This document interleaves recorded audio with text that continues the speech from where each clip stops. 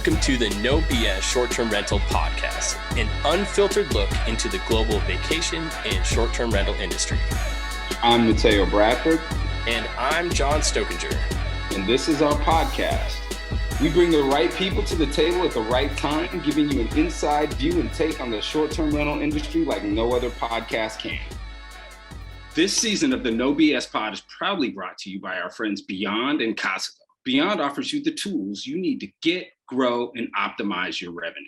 And Costco's best-in-class tech streamlines operations for the local traditional vacation rental management company, making them the local heroes with a global presence. Our podcast is not possible without the generosity of our sponsors. Make sure to check out their exclusive offers specifically geared for our No BS listeners. Morning, Teo. How are you? Brother, I am fantastic. How are you? Good. Hey, we're on a tight schedule today, overbooked myself, and therefore nobody would know that, John. Well, I'm brutally honest, but I know that's why it's no BS, right? I got it. Episode 10. We're gonna jump right in. We have a great guest. I'm super stoked to learn about his coming into age and coming into the space. So we're joined today by Alexander Shapiro, co-founder and CEO of CanMonkey.com. Hey, thanks for joining us, man. Welcome. Thank you for having me, guys. This is awesome. I'm really, like I said, I've been hearing about your guys' podcast. I appreciate the opportunity to be here and looking forward to it. I mean, let's dive into it. No one really talks. I mean, we talk a lot of trash on this pod, but it seems like, I want to talk about how you got into the space, but it seems like such a no-brainer to be able to offer this service. And I want to learn about this and learn about, what some of your funny things you discovered. I was going through your social and I was like, oh shit, this is hilarious. But, how do you go is, I think it's a great idea that we go ahead and fix this problem. How did you stumble into the space? Absolutely. Great question. I mean, we CanMonkey started in 2017 in Scottsdale, Arizona, specializing just for the homeowners in our ritzy areas. The first year or so after being in business, just wasn't really hitting as much as my partner thought it was going to be hitting homeowners. Just from that idea of it being a new idea of someone going in your backyard, taking your cans to the curb. Like, why would I need that service? I can do it myself. I've been doing it myself. No one has that service. Just been like one of those. I'm just putting the back burner. I don't need it. Thank you. Funny. Awesome. And then what happened is my background was in real estate. I was a title and escrow executive, and I was working in the investor world. And one of my investors who had a lot of long-term rentals was talking about STRs in 2018. I was like, what the hell's an STR? And he's like, a short-term rental. I was like, what's a short-term rental? He goes, an Airbnb. I was like, oh, okay. He's like, I just got these 20 properties that, I had issues with the trash can. And I was like, what issues with the trash can? He goes, I can't take the trash cans to the curb. I had 20 properties I got to go to every, he was telling me the whole schedule. And I remembered CanMonkey because I wasn't a partner in it yet. It was just my friend's business that was just kind of just there for homeowners in one area. And I was like, holy crap, if there was a company that would take your trash cans to the curb for you and back, would you pay? And I think the service at the time was $35. And I said, would you pay $50 a month? I was thinking I could make some money every month and, leverage it. And he's like, dude, I'd pay $100. That's the service I needed. And a light bulb just went off. And I went to now my business partner and said, hey, I think you should change your business model around a little bit. I think we should go after STRs. And he's like, what's that? So it was a while for us to kind of change the business model, even though we're still servicing homes.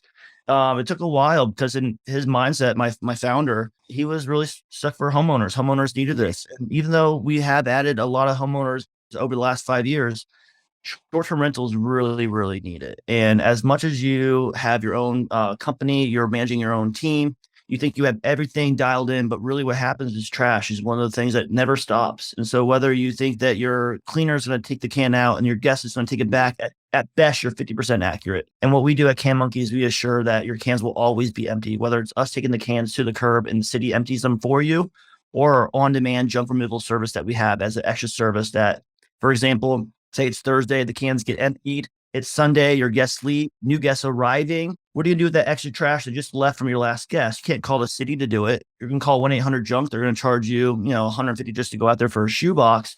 We figured out this other niche where we're going to get emptied out the trash cans before the city comes starting at $49. So we kept all our prices under $50, right at $49, whether it's the monthly subscription for our prices for our at the curb, or us going to your property and removing one trash can. You know what I love about this? Bro. There's a lot I love about this. Yeah. But from an advocacy standpoint and from a, dealing, like, this is one of the top complaints. This is one of the things that municipalities bitch about, and it's like a leverage. Well, they make so much trash and it's such a waste, and they're not following the guidelines of the community, of the development of the municipality. These short-term rentals are writing their own rules, and we're not going to accept this. This is fucked up. But now you're going to be able to come in and you're going to offer a service that takes this out of the hands, out of this, like, it's something that property managers having to deal with and think about all the time, because they're wanting and needing to stay on the good graces of government. And this is no longer an issue. I see why there was a need, and I super fucking smart. I see the need on the other side of it also. Like, I would totally pay this for you to pick up my mom's trash can, so my mom doesn't have to walk the trash to the curb. Like, she's in her 70s, like, and it's something she absolutely doesn't need to do. That's a service I would absolutely pay for. I think that's a great. I think it's great, and I think it's affordable. Yeah. And even in the STR realm, I definitely think there's a market for it outside of it as well, man. So I wish you success there. One of the things I do want to pick on you about is, you said you're in real estate, right? Yeah. But you didn't know that you were living in an STR mecca, as you said.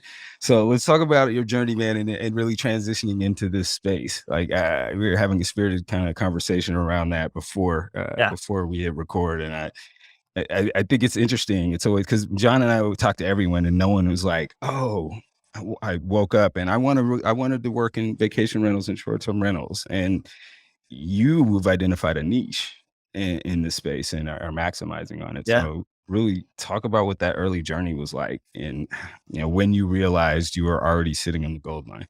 Absolutely. Well, so like I said, my background was title and escrow. So from 22 to 32, all my formative years of business was just working for these large companies that were Fortune 500 companies, cash flow already flowing. I got to, learn about business and how it works at the highest level. And so when I partnered with my founder, Mark at CanMonkey, I got to take all these, these ideas of how to run this huge business, but I never knew how to run like a small side hustle, startup. And so that was one of the biggest issues for me. But what had happened is that we just did it. We just started. My philosophy was always, one property. We'll get there.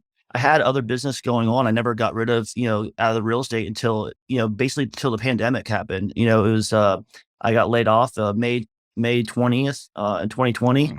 And I had a chance to go take my skills and go back in title and escrow and make the money that I knew I could make. Or I said, no, screw this. I can build a company that I've already. And it was at that point where we had less than 500 homes of CanMonkey. But it was at the point where I was like, okay, we just got Turnkey as a client. It was one of our first largest clients in time. And, we had 80 properties with Turnkey. And that was kind of the biggest, aha moment where it was like, holy crap. Instead of going after one person and getting one house, I can go after one person and get 80 homes. And then, we scaled, and our goal was to get to 500 homes. Our goal was to get to 1,000 homes. And I was thinking, okay, how do we do this in Scottsdale? I can do this in Scottsdale. Look at the air DNA, metrics. Look at all we have.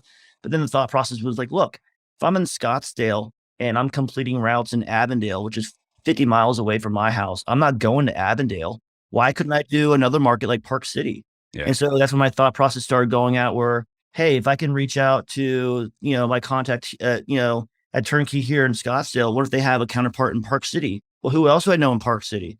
So what took me 2 years to get to 100 properties in Scottsdale, it took me, 5 phone calls to get over 150 properties in Park City, just by making those connections and leveraging my relationships, which is what I took from my business consulting background. So once I figured out that we had something here in Scottsdale and figure out how to build a route efficiently, effectively, how to get can runners to do our routes, what made them happy. After we did our, research and development, as you would, in the mecca of the short-term rental, it then gave me enough confidence that said, look, if I can do that here with this many properties, I can do that over here with this many properties. I love this. 2 questions for you. How many properties do you have right now? We're managing over 2,000 properties right now in Right.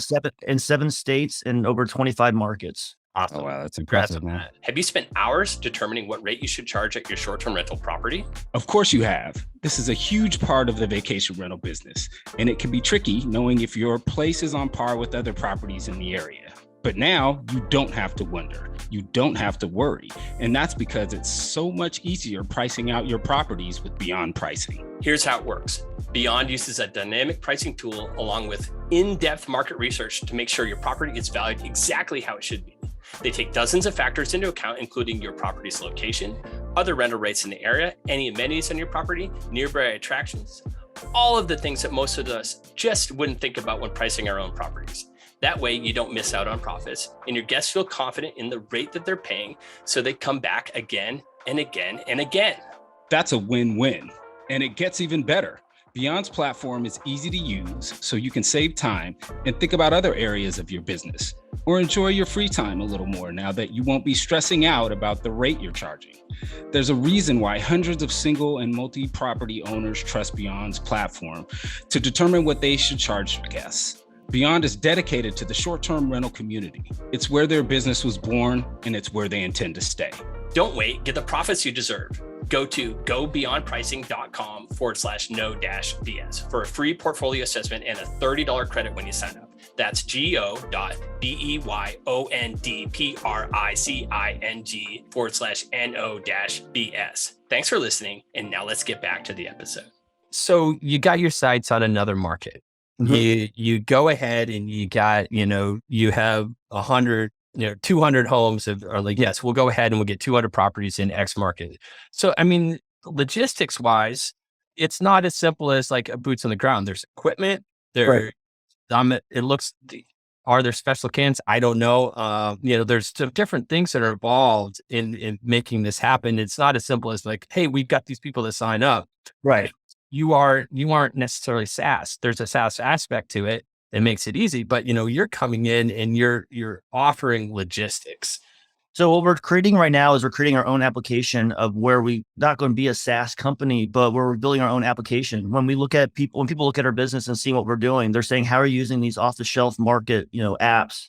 We're using Slack. We're using a company called Road Warrior. They're not ours. We're just paying a third party company and doing this. So, and to your point, I'm kind of like Uber in the aspect of I don't own any cars. I don't own any, homes of Airbnb. I get the properties. They come on as a subscription. I route the properties and I find can runners to do the routes for me. I built them in a route where it would be like a pool route where you have 10 to 15 stops that you're completing within an hour. I give you probably 2 hours, 3 hours worth of routes of what you're looking to get. You're in that gig economy. So as much as I'm in the short-term rental industry, a whole nother division I'm in is called the gig economy, where my other clients are Uber Eats, Uber, GrubHub drivers who are working, taking against the curb. So I'm in the short-term rental industry and then the gig economy. So I have two. Awesome. I have the clients that are. You don't necessarily need to have a truck or anything because they're just going ahead and bringing stuff to the work they're bringing the cans to the curb. So like and then Uber. Yeah. And when you get large enough in, say, said market, that's when you go ahead and be like, all right, now we're able to go ahead and offer these a la carte services or these services that are between stays, like and then you can go ahead and get a truck or a special like in that market. We've had a lot of good partnerships. You'd be surprised at what we've been doing. We don't own anything. I mean, we've been able to make really good partnerships. We have a partnership with a junk removal company who's in 3 states that we're in. So we refer all of our business out to them. We also have we're a vacation rentals trash solutions. So we are the trash to curb service, which is our main thing, but we're a trash solution. So if I'm talking to you right now and you're like, look, I got 8 properties that, have issues with trash. I just want you to empty the trash cans on Mondays every week, and the city will come on Fridays. I'll do that for you. That's not trash to curb. That's a trash solutions that now I'm going to provide you a price and provide you the end solution every week. So you don't have to worry about it. And maybe a different price than what we had talked about, but I hate the word no. I'll never tell you no. If you tell me what your problem is, I'll give you a solution. I want one of your hats. Yeah. Oh, you got it, man. I'll give you a hat. There you go. Didn't tell me no. I got it. So I love that concept, man. I think it's only number one, because I can identify with the service and I would use it, right? Like, I just moved, John knows, literally last week, I just moved my mom into a little ADU. Yeah. And the one thing I'm worried about is her taking the trash out and like having to, her mobility's not great. If somebody could come do that for her, that would be awesome. Right. And to your point, that's a huge market that now we're getting into without even trying to, because it's the elderly, it's disabled, it's people who are getting sick, it's people who just had cancer, it's people who had their tibia broken and now they don't have anyone out. It's their grandson that just went to college. It's all these things that you just don't think about until it's that, oh my gosh, there's a company that can help my mom. And it's one of those things that it's just getting the need out there that, we have a really good relationship with these short-term rental Airbnb properties that we can get these, large amounts to get into a new market. But once we get into that new market, it's the people like your mom right there that we want to go after. It's the community. It's the, the local football team that, it's the local single moms. It's all those people that we get into and get really integrated and granular.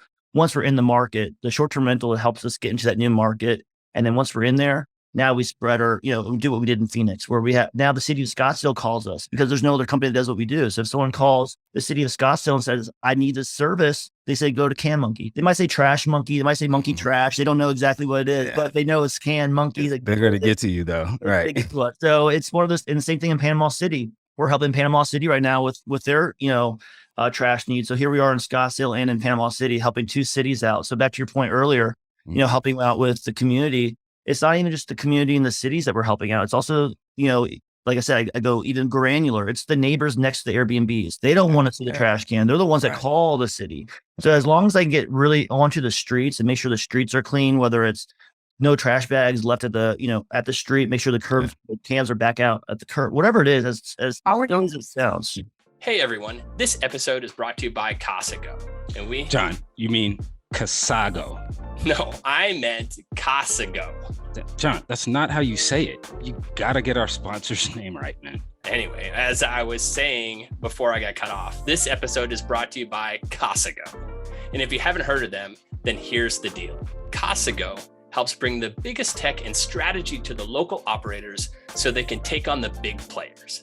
Casago's franchise model really does streamline the operations of the local and traditional vacation rental management company, making them the local heroes with a global presence. And the industry changing as much as it has, Casago's not only bringing these high-powered tools to the local operators, but they're also creating something even more powerful by making sure everyone is in the community and constantly learning from different markets and operators. We tell you this because they've joined us to get this exclusive offer just for checking them out a little bit more.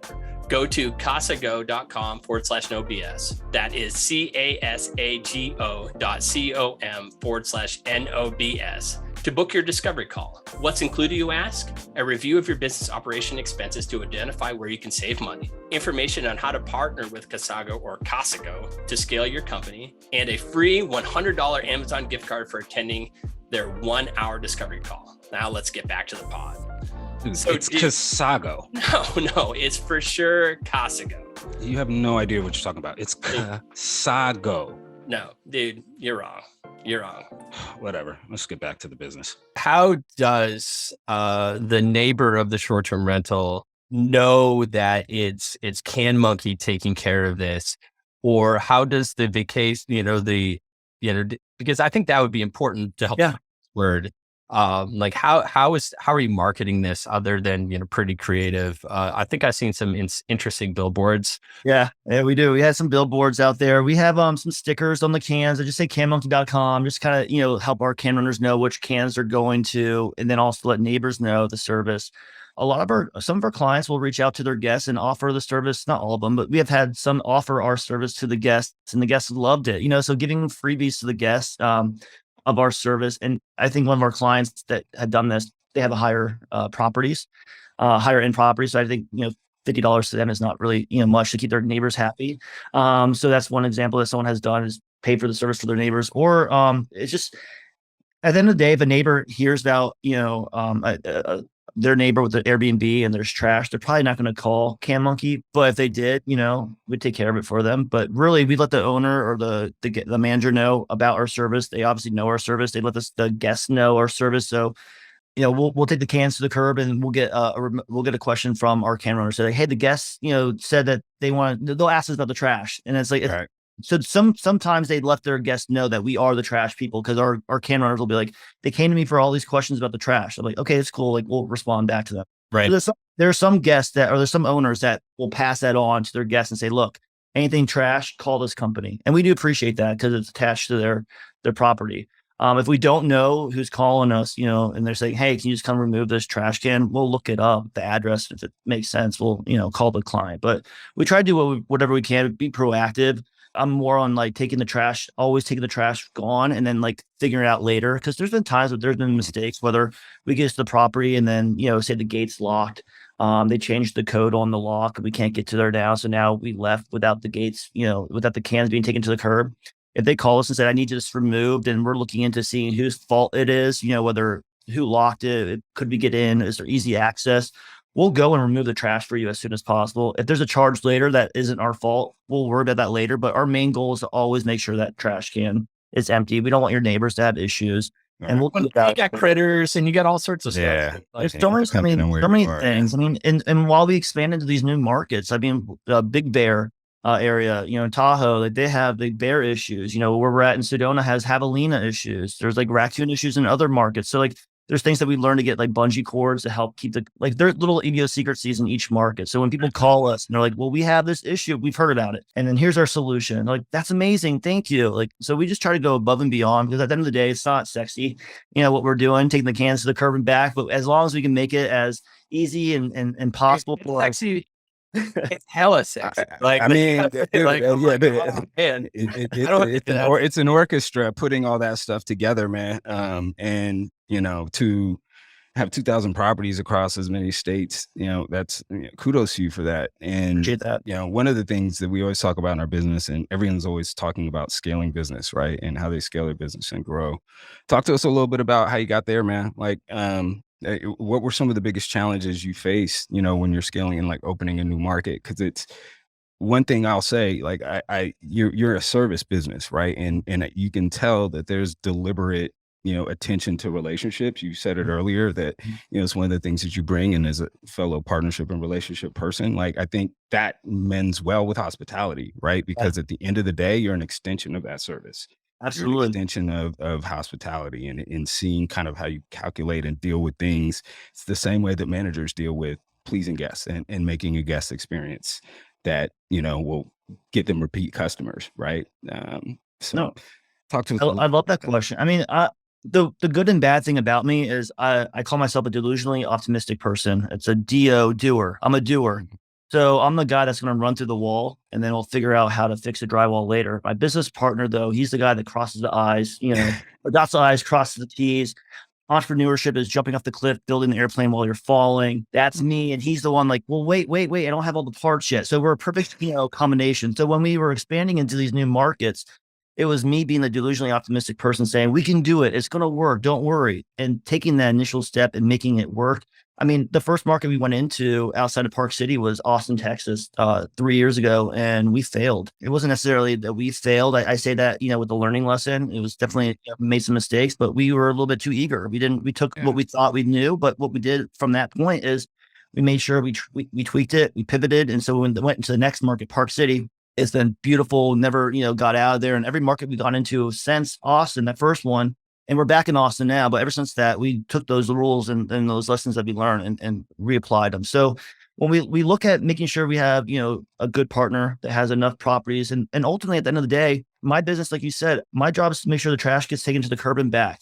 Your job as a manager or the owner of the company is, if you have 25 properties, are going to be, are you okay with 25 properties, or do you want more? Right. And you're going to go out there and go get more, right? So when you go get 30 properties now, you can get those extra 5 properties too. So I'm not really a marketing company, right? I just got to make sure that my job is done really well. So it makes your job, really well. You're the rainmaker. I want you to go get more properties. I want you to get to 50 properties. I want to encourage you to get to 100 properties. If you need more money on lending, if you need more money on other partnerships that can help create win-win-wins, because I can now help you get from 25 to 50.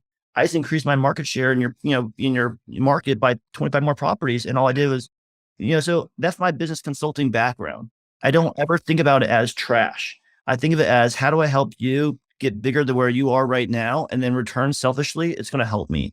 And then look, at the end of the day, like if I can now add in Pool Monkey or the can, junk removal or can cleaning or all these other services that we're adding, it's behind. But That's what I wanted to jump into, because I did notice that Pool Monkey is a newer, but it's just and I mean, it makes sense. Like Yeah. an extension to the services you're offering Mhm. for, trash removal. Now my assumption, and I didn't look at the website, full Yeah. disclosure, that you're doing pool cleanings but you're also doing hot tubs, and that makes sense. All these things are, again, Yeah. friggin' headache. Like, this is stuff, like, these services are things that are neglected, not necessarily by choice, but they're neglected because it's a pain in the ass. Right. And it's a bandwidth issue for the, if you think about the maintenance and operations team and all they have to do already to go ahead and add this extra thing that they have to think about. And it's not something like the pool side of it. It's not with every, trash is with every property, right? Right. Pool isn't, hot tub isn't, Right. so it's something that, if your tech stack isn't aligned, it's harder to go ahead and monitor and make sure that everything's going. And if it's something that you can just handle for them, seems like a no-brainer. You're right. And the pool came an idea from during COVID, when we, started losing some properties during the cans during March, April, May of 2020. What we realized that no one was stopping using their pools. So trying to get, recession proof and trying to add these other revenue streams during the pandemic. We're like, why don't we start Pool Monkey? So that's that's kind of how Pool Monkey started. And what we do is we partner with other people in the industry that already specialize in that. So what we do is we create the Pool Monkey name. We have Pool Monkey. Yes, we're a business, we clean, and we partner with another pool company that is specializing in pools, and we leverage our relationships. So we have a whole community right now of, Airbnb, short-term rental managers, owners. We know where they live, we know where they don't live. So the clients that don't live here, that maybe live in Washington or live in another state, they probably need more eyes on their pools than other owners. I have all that data. I have all that data where I know where all my owners that live in Washington that have a house here, I should reach out to them about pool service. So that's where it's really strategic on our end. We're not just trying to grow a big pool company. It's really strategic on that aspect. My one thing is Cam Monkey. And as long as I can keep growing Cam Monkey, Pool Monkey will keep growing as well. Yeah. So it's one of those concepts, though, that you said, though, it kind of gave me this. I'm a doer. It was in the beginning. I'm just trying to do it. And to your point, that's what I've found out, is that this industry is so new, and there's a lot of holes that people could come fill in. And when I realized that even the pools, there's pool companies that didn't want to touch, Airbnbs. They already know the headaches. They don't want the headaches. I already knew those headaches. I'm like, no, I'll take those headaches on. I see what that is. Like, let me see, I can help that client now with multiple different things. If I'm already in their backyard, I see there's trash issues. I know, I can now say, like, I'm cleaning the pool. I can say, hey, I'm trying to see how I leverage one business for the other business. And so most, if not all, our clients, our Pool Monkeys, are Cam Monkey clients too. So it works out well that if I'm already back to, like I said, with pools, I can see that there's trash issues. And vice versa.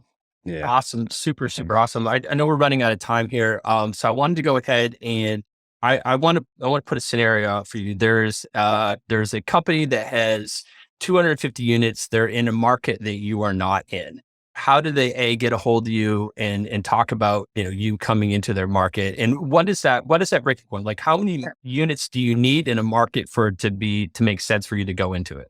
Good question. So what we're looking for, I'm not in the business of losing money, but I can get started in a new market with 25 to 30 properties within a 20-mile radius. And am I making money on that? It's not really. I'm not making money on that. That's, I'm losing money, but I know my confidence now that if I can get that to 60, I know I can break even. If I know I'm getting that to 100, I know I can make a little bit more money. So, like, I know on my end, if someone calls me, it's 250 properties, it'd be like, I need the addresses. If I put them in my algorithm in our application that we have, it'll route them out. It'll let me know how many can runners I need, what days the routes need to be done. It gives me all the information I need to let me know if I can even do that market, if it even makes sense. If it comes out that it makes sense, then we can do it. Then I said, look, I get this done. I can get started within 10 to 14 days from when I get the addresses of getting can runners running your routes, less than 2 weeks. It's unbelievable. I love it. Hey, so if you're listening, which I know you are, and you're having trash issues, hit up Cam Monkey, hit us up, if we can go ahead and give an introduction. We're happy to do so. Hey, man, thanks so much for joining us. Man, this is super cool. I think you're obviously, you're onto something. You're crushing it, and I'm excited to see. I want you back on when you've doubled. You got it. And I think my guess is it's going to be before the end of next year. Yeah. That's my guess. Safe bet. Let's do it. That's good. All right, man. Hey, congrats again. Thanks so much. There'll be a link to Can Monkey and Pool Monkey on the website. If you haven't liked and left us a review, please go ahead and do so. Go to Apple Podcasts, go to YouTube, whatever you want to go ahead, leave a review, give us 5 stars if you like what you're listening to, leave an actual written review. That would help us out tremendously. Again, thanks so much for joining us, and until next time, man. Thanks, guys. Appreciate it.